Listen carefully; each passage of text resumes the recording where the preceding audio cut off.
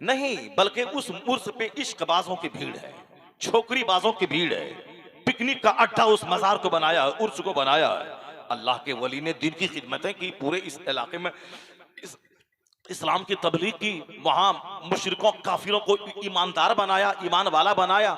उनकी कब्र पे जाके हम करते हैं तवाफ, उनकी कब्र पे करते हैं हम जाके सजदा, उनकी कब्र पे जाके हम धागा बांध कर काफिरों की तरह वो भी मंदिरों में जाके धागा बांधता है और हम भी जाके बाजार पे धागा बांधते हैं और हम भी वहां जाके धागा बांधते हैं, तवाफ करते हैं और सजदा करते हैं और कब्र को हाथ से दबाते हैं और कहते हैं कि बाबा फला प्लॉट बिकने वाला है, बस आप इशारा कर दें वो प्लॉट हमको हासिल हो जाए। जिसने दुनिया को तलाक दे दी उसकी कब्र पे दुनिया की भीख मांगी जा रही है। यह उर्स है कि तमाशा है? इसलिए उर्स की अहमियत को घटाया है इन छोकरीबाजों ने, जो हर उर्स में जहां कव्वाली होती है वहां दो चार लड़कियों को लोग भाग के जंगल की तरफ जाते हैं, मुंह काला करते हैं, अब फोन से बात करके उसी उर्स की तकरीब को मीटिंग पॉइंट बनाते हैं, मिलने का अड्डा, ताकि उर्स के नाम पे बाप माँ छोड़ देंगे, हाँ ठीक है माँ के साथ चली जाओ, नहीं बोलेंगे उर्स है, अल्लाह के वली का उर्स है। उर्स के नाम पे गए, वहां फोन से बात हो गई है, इधर कव्वाली हो रही, इधर साहब भीड़ हो फातिहा हो रही है, उधर जाके इश्कबाजी हो रही है। अगर ईद बकरीद की नमाज औरतों पे वाजिब होती, जो साल में एक बार उर्स की तकरीब को मीटिंग पॉइंट बनाए हुआ है, वो साल में ईद और बकरीद ईदगाह को भी मीटिंग पॉइंट बना देता। नमाज के बहाने वही काम वहां होता जो कभी दूसरी जगहों पे होता।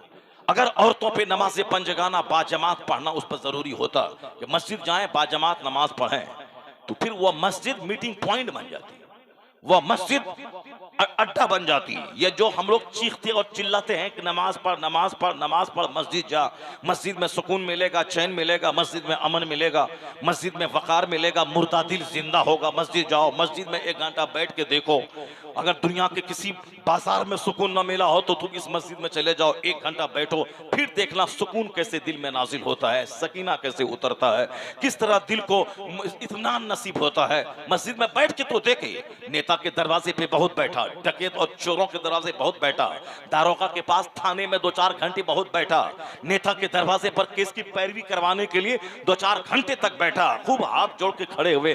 कभी मस्जिद में तो चला जा, अहकमुल हाकिमीन के दरबार में चला जा, अरहमुर राहिमीन के दरबार में चला जा, जिससे बड़ा कोई नहीं है, उस अल्लाह अकबर के दरवाजे पे चला जा, उस दरे करीम पे हाजिरी दे दे, जो काम कहीं नहीं बना है वो अल्लाह के दरवाजे पे बन जाएगा। कौन है अल्लाह से बड़ा? कौन है उससे बड़ा रहम करने वाला? कौन है उससे बड़ा करम करने वाला?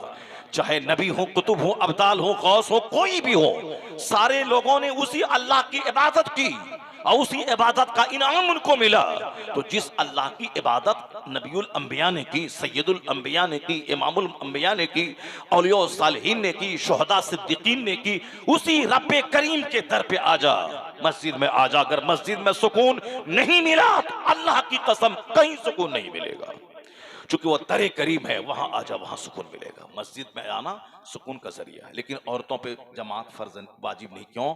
मस्जिद अय्याशियत का अड्डा बन जाएगी। ये छोकरे 4 बजे भोर ही में उठ करके वहां हाजिर रहेंगे, क्योंकि उनके माशुका से मिलना है, प्रेमिका भी आ रही है। मस्जिद में नमाज पढ़ने के बहाने नमाज होगी 2-4 मिनट और फिर उसके बाद इश्कबाजी होगी मस्जिद से बाहर निकल के। इसीलिए औरतों पे जुमा की नमाज फर्ज नहीं है, औरतों पे ईद बकरीद वाजिब नहीं है, औरतों पे जमात वाजिब नहीं है। मर्द अगर आदतन जमात छोड़ दे वो फासिक मरदूदु शहादा हो जाए। जमात से नमाज पढ़ना वाजिब है और वाजिब का तर्क करने वाला फासिक है, उसकी कोई गवाही कबूल नहीं की जाएगी किसी मामलात में। इसलिए जमात से का साथ नमाज पढ़ना वाजिब है। जो कभी कभार छोड़ते तो गुनाह है, आदतन छोड़े तो फासिक मरदूदु शहादा, उसकी नमाज उनके अपने घर में नहीं होगी। अगर मस्जिद में सही मजहब की सही इमाम की जमात हो रही है, उसके पीछे नमाज पढ़ना वाजिब है, जरूरी है।